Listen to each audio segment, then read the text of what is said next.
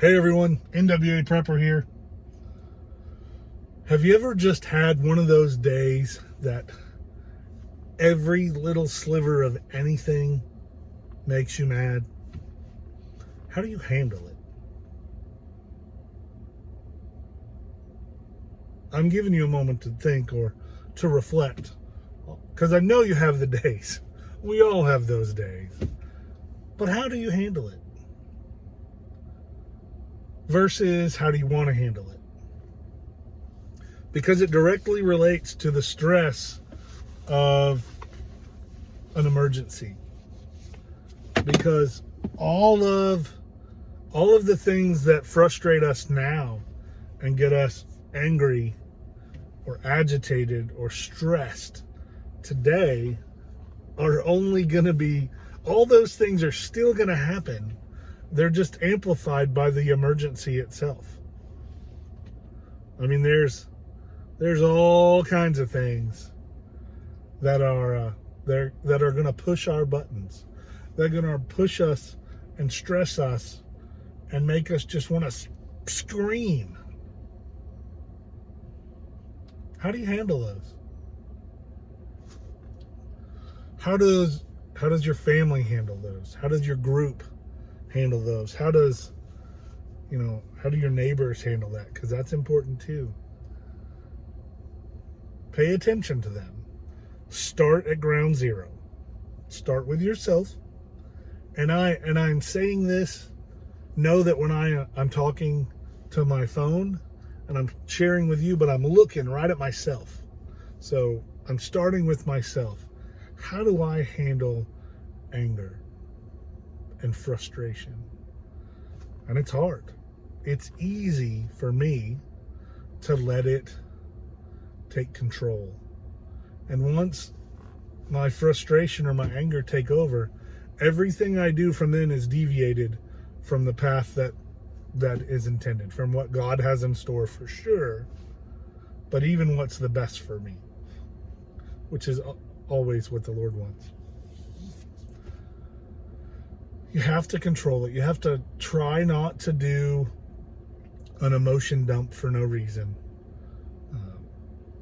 There is a time and place for that. There are people for that, that can be that, that bucket that you just blah, all your negativity in. But try not to let it change your decisions or guide your decisions today, particularly. Try to focus on it today, because then as an emergency happens later, you'll be used to how to deal with it. Managing conflict is important, not only with others. I talk about dealing it with others on almost a daily basis, but managing that conflict within you.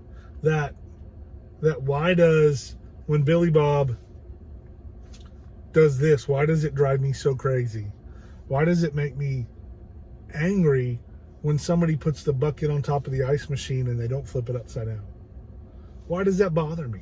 Why does it push my buttons and make me so agitated that I have physical signs of it? And I certainly have outward signs of frustration.